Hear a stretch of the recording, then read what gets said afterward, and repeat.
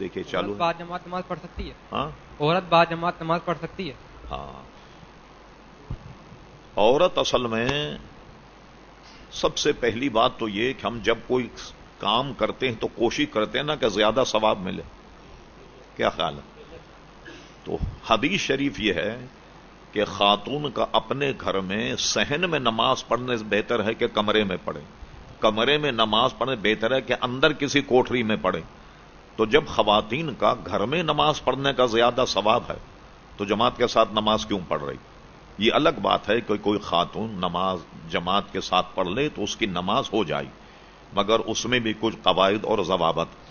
ایک تو یہ کہ خواتین کے پیچھے کوئی صف نہ ہو، کوئی ایسا پارٹیشن ہو کہ جس میں خواتین الگ ہوں مرد الگ. جیسے مکہ شریف میں آپ نے دیکھا خواتین کی صف ہے، مردوں کے ساتھ ہے، مردوں کی صفیں ان کے پیچھے ہیں. ایک خاتون اگر آگے کھڑی ہو جائے تو پیچھے والے کی نماز فاسد. مثلا ایک عورتوں کی خواتین کی ایک جماعت، اس کے پیچھے اگر 10,000 بھی صفیں ہوں سب کی نماز فاسد ہو جائے. اس لیے الگ پڑھنا چاہیے.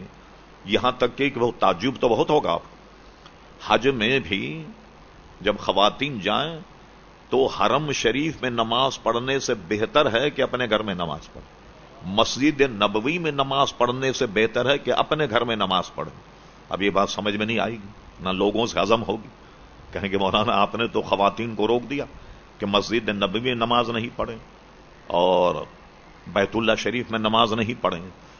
تو یہ بتائیے کہ جب حضور علیہ السلام نے فرمایا کہ خواتین مسجد میں نہیں آئیں گھر میں نماز پڑھیں، یہ کہاں فرمایا تھا؟ آپ بولیے ذرا. لندن میں فرمایا تھا؟ جاپان میں کہاں فرمایا تھا؟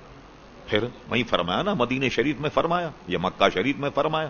وہاں کسی نے اعتراض کیا کہ آپ تو ثواب سے لوگوں کو محروم کر رہے ہیں.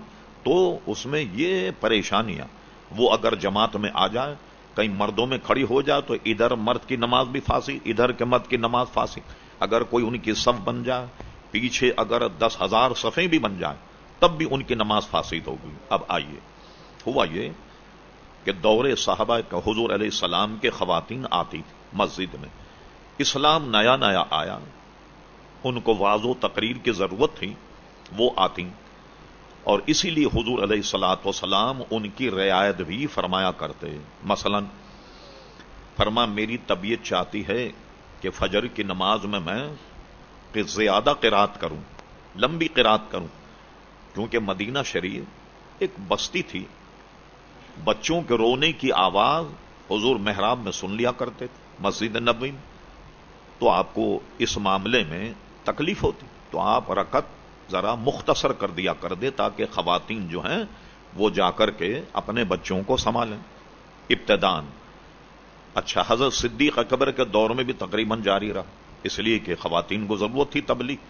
حضرت فاروق اعظم رضی اللہ عنہ کے زمانے میں جب اسلام پھیل گیا، عرب سے عجم تک پہنچ گیا، کیسر و کسرا فتح ہو گئے، بغداد ہو گیا، بصرہ فتح ہو گیا، ایران فتح ہو گیا.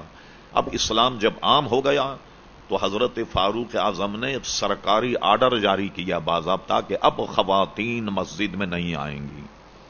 ٹھیک، اب یہ تو اپنی جگہ ہو گئی نا بات. اب ہم باہر جاتے ہیں تو اس میں کیا ہوتا کہ وہاں خواتین آتی ہیں. ایک تو یہ کہ وہاں تبلیغ کا موقع نہیں کہ خواتین کہیں سنیں، اور دوسرا یہ کہ باہر جتنے بھی مساجد یا سینٹر ہیں انہوں نے خواتین کے لیے بالکل الگ سے انتظام کیا ہوا ہے، تو لہٰذا وہ بالکل الگ ہوتی ہیں، مرد الگ ہوتے ہیں، خواتین الگ ہوتی ہیں.